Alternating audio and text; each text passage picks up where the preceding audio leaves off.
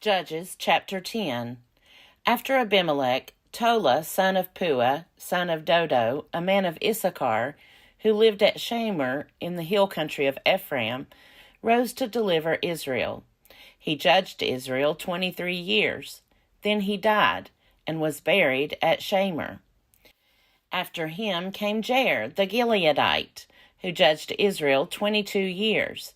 He had 30 sons who rode on 30 donkeys, and they had 30 towns, which are in the land of Gilead, and are called Havoth-Jair to this day. Jair died and was buried in Canaan. The Israelites again did what was evil in the sight of the Lord, worshipping the Baals and the Astartes, the gods of Aram, the gods of Sidon, the gods of Moab, the gods of the Ammonites, and the gods of the Philistines. Thus they abandoned the Lord and did not worship him. So the anger of the Lord was kindled against Israel, and he sold them into the hand of the Philistines and into the hand of the Ammonites. And they crushed and oppressed the Israelites that year. For 18 years they oppressed all the Israelites that were beyond the Jordan in the land of the Amorites, which is in Gilead. The Ammonites also crossed the Jordan to fight against Judah and against Benjamin and against the house of Ephraim, so that Israel was greatly distressed. So the Israelites cried to the Lord, saying, "We have sinned against you, because we have abandoned our God and have worshipped the Baals." And the Lord said to the Israelites, "Did I not deliver you from the Egyptians, and from the Amorites, and from the Ammonites, and from the Philistines?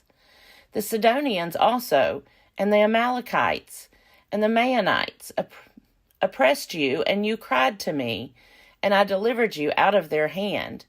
Yet you have abandoned me and worshipped other gods. Therefore I will deliver you no more. Go and cry to the gods whom you have chosen. Let them deliver you in the time of your distress." And the Israelites said to the Lord, "We have sinned. Do to us whatever seems good to you, but deliver us this day." So they put away the foreign gods from among them and worshipped the Lord, and he could no longer bear to see Israel suffer. Then the Ammonites were called to arms, and they encamped in Gilead. And the Israelites came together, and they encamped at Mizpah. The commanders of the people of Gilead said to one another, "Who will begin the fight against the Ammonites? He shall be head over all the inhabitants of Gilead." Judges chapter 11. Now Jephthah the Gileadite, the son of a prostitute, was a mighty warrior. Gilead was the father of Jephthah. Gilead's wife also bore him sons, and when his wife's sons grew up, they drove Jephthah away, saying to him, "You shall not inherit anything in our father's house, for you are the son of another woman." Then Jephthah fled from his brothers and lived in the land of Tob. Outlaws collected around Jephthah and went raiding with him. After a time, the Ammonites made war against Israel. And when the Ammonites made war against Israel, the elders of Gilead went to bring Jephthah from the land of Tob. They said to Jephthah, "Come and be our commander, so that we may fight with the Ammonites." But Jephthah said to the elders of Gilead, "Are you not the very ones who rejected me and drove me out of my father's house? So why do you come to me now when you are in trouble?" The elders of Gilead said to Jephthah, "Nevertheless, we have now turned back to you, so that you may go with us and fight with the Ammonites, and become head over us, over all the inhabitants of Gilead." Jephthah said to the elders of Gilead, "If you bring me home again to fight with the Ammonites, and the Lord gives them over to me, I will be your head." And the elders of Gilead said to Jephthah, "The Lord will be witness between us. We will surely do as you say." So Jephthah went with the elders of Gilead, and the people made him head and commander over them. And Jephthah spoke all his words before the Lord at Mizpah. Then Jephthah sent messengers to the king of the Ammonites and said, "What is there between you and me, that you have come to me to fight against my land?" The king of the Ammonites answered the messengers of Jephthah, "Because Israel, on coming from Egypt, took away my land from the Arnon to the Jabbok and to the Jordan. Now therefore restore it peaceably." Once again Jephthah sent messengers to the king of the Ammonites and said to him, "Thus says Jephthah, Israel did not take away the land of Moab or the land of the Ammonites, but when they came up from Egypt, Israel went through the wilderness to the Red Sea and came to Kadesh. Israel then sent messengers to the king of Edom, saying, 'Let us pass through your land.' But the king of Edom would not listen. They also sent to the king of Moab, but he would not consent. So Israel remained at Kadesh. Then they journeyed through the wilderness, went around the land of Edom and the land of Moab, arrived on the east side of the land of Moab, and camped on the other side of the Arnon. They did not enter the territory of Moab, for the Arnon was the boundary of Moab.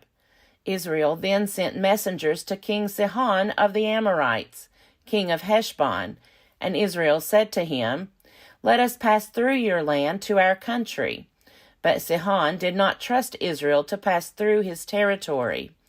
So Sihon gathered all his people together and encamped at Jahaz and fought with Israel.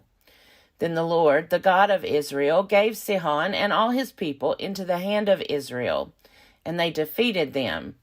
So Israel occupied all the land of the Amorites, who inhabited that country. They occupied all the territory of the Amorites, from the Arnon to the Jabbok, and from the wilderness to the Jordan. So now the Lord, the God of Israel, has conquered the Amorites for the benefit of his people Israel. Do you intend to take their place? Should you not possess what your god Chemosh gives you to possess? And should we not be the ones to possess everything that the Lord our God has conquered for our benefit? Now are you any better than King Balak, son of Zippor of Moab? Did he ever enter into conflict with Israel, or did he ever go to war with them? While Israel lived in Heshbon and its villages, and in Aroer and its villages, and in all the towns that are along the Arnon, 300 years. Why did you not recover them within that time? It is not I who have sinned against you, but you are the one who does me wrong by making war on me. Let the Lord, who is judge, decide today for the Israelites or for the Ammonites." But the king of the Ammonites did not heed the message that Jephthah sent him. Then the Spirit of the Lord came upon Jephthah, and he passed through Gilead and Manasseh. He passed on to Mizpah of Gilead, and from Mizpah of Gilead he passed on to the Ammonites. And Jephthah made a vow to the Lord and said, "If you will give the Ammonites into my hand, then whoever comes out of the doors of my house to meet me, when I return victorious from the Ammonites, shall be the Lord's, to be offered up by me as a burnt offering." So Jephthah crossed over to the Ammonites to fight against them, and the Lord gave them into his hand. He inflicted a massive defeat on them from Aroer to the neighborhood of Minnith, 20 towns, and as far as Abel-Kerimim. So the Ammonites were subdued before the people of Israel. Then Jephthah came to his home at Mizpah, and there was his daughter coming out to meet him with timbrels and with dancing. She was his only child. He had no son or daughter except her. When he saw her, he tore his clothes and said, "Alas, my daughter, you have brought me very low. You have become the cause of great trouble to me, for I have opened my mouth to the Lord, and I cannot take back my vow." She said to him, "My father, if you have opened your mouth to the Lord, do to me according to what has gone out of your mouth, now that the Lord has given you vengeance against your enemies, the Ammonites." And she said to her father, Let this thing be done for me. Grant me 2 months, so that I may go and wander on the mountains, and bewail my virginity, my companions and I. Go, he said, and sent her away for 2 months. So she departed, she and her companions, and bewailed her virginity on the mountains. At the end of 2 months, she returned to her father, who did with her according to the vow he had made. She had never slept with a man. So there arose an Israelite custom that for 4 days every year the daughters of Israel would go out to lament the daughter of Jephthah the Gileadite. Judges chapter 12. The men of Ephraim were called to arms, and they crossed to Zaphon and said to Jephthah, Why did you cross over to fight against the Ammonites, and did not call us to go with you? We will burn your house down over you. Jephthah said to them, My people and I were engaged in conflict with the Ammonites who oppressed us severely. But when I called you, you did not deliver me from their hand. When I saw that you would not deliver me, I took my life in my hand and crossed over against the Ammonites. And the Lord gave them into my hand. Why then have you come up to me this day to fight against me?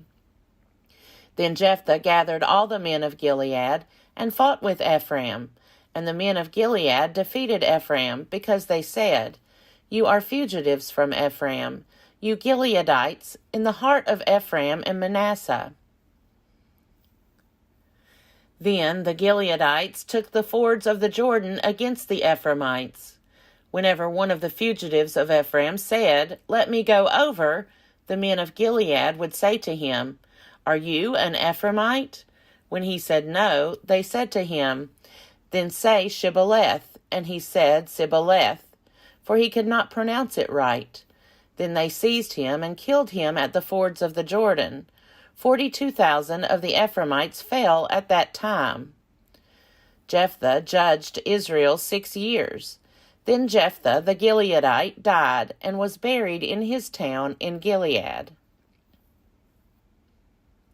After him, Ibzan of Bethlehem judged Israel. He had 30 sons. He gave his 30 daughters in marriage outside his clan and brought in 30 young women from outside for his sons. He judged Israel 7 years. Then Ibzan died and was buried at Bethlehem. After him, Elon the Zebulunite judged Israel, and he judged Israel 10 years. Then Elon the Zebulunite died, and was buried at Ajalon in the land of Zebulun. After him, Abdon son of Hillel the Pirathonite judged Israel. He had 40 sons and 30 grandsons, who rode on 70 donkeys. He judged Israel 8 years. Then Abdon son of Hillel the Pirathonite died, and was buried at Pirathon in the land of Ephraim, in the hill country of the Malachites.